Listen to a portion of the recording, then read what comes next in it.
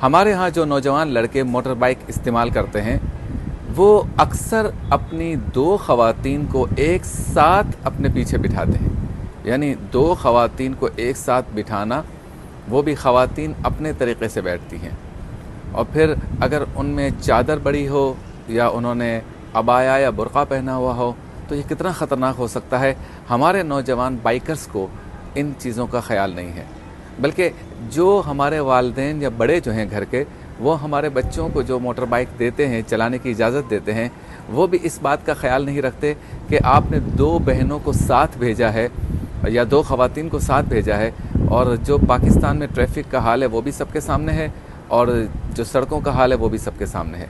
बहुत ज़्यादा ख़तरनाक है। टर्निंग के वक्त या बारिश वगैरह हो, फिसलन हो या ऐसी सड़कें हों जहाँ पर जो है वो बहुत ज़्यादा ऊंच नीच हो, खड्डे हों, वहाँ पे ये बहुत ज़्यादा ख़तरनाक हो सकता है। इसके अलावा हमारे जो बाइकर्स हैं, जो मोटरसाइकिल चलाते हैं, उसमें बुज़ुर्ग भी शामिल हैं, वो मोटरसाइकिल की टंकी पर जो है वो छोटे बच्चों को बिठाते हैं। वो एक नहीं, दो दो, कभी कभी तीन तीन को भी बिठाते हैं। ये भी और ज़्यादा ख़तरनाक है। और कई मरतबा तो ये सीन भी देखा है कि मोटरसाइकिल की टंकी पर दो और पीछे दो ख़वातीन भी। तो ये तो बहुत ही ज़्यादा ख़तरनाक है कि आपने पूरे कुंबे को, पूरे ख़ानदान को एक मोटरसाइकिल पर बिठा लिया। अब अगर कोई हादसा हो, खुदा ना खास्ता, तो एक साथ ही पूरा ख़ानदान जो है वो रिस्क पर है।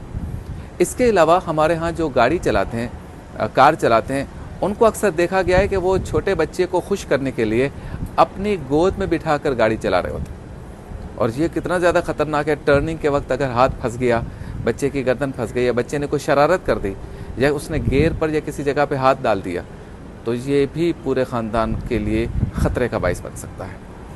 आज मेरे जहन में ये बात आई, मैंने कुछ बाइकर्स को देखा और कुछ गाड़ियाँ या गाड़ी चलाने वाले को देखा, तो मेरे जहन में ख्याल आया कि इस पर बात करनी चाहिए। और ये यकीनन गलती मुझ समेत हम सब करते हैं, हमारे दोस्त अहबाब रिश्तेदार भी ये गलती करते हैं। लिहाजा मेरा ये ख्याल है कि पुलिस अगर इस सिलसिले में चालान भी करती है तो फिर नाराज़ नहीं होना चाहिए। हमारे यहाँ ये है कि हम गलत काम भी करते हैं और चाहते हैं कि हम पे कोई कार्रवाई भी ना हो, हमारे ख़िलाफ़ कोई कार्रवाई ना हो, हमें कोई पूछे भी ना, हमें कोई जो है वो टोके भी ना।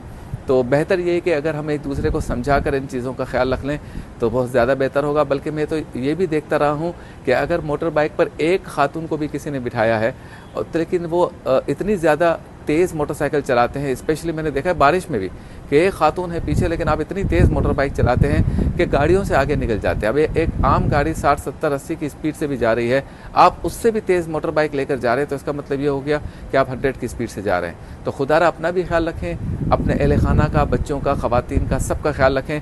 मोटर बाइक जो है वो चलाते वक्त सवारियाँ कितनी बिठानी हैं, कैसे बिठानी है, और बिलखुसूस ख़वातीन और बच्चों को बिठाते वक्त क्या एहतियात करनी है, इसका ख्याल रखें। और गाड़ी चलाते वक्त गोद में बच्चे को ना बिठाएं।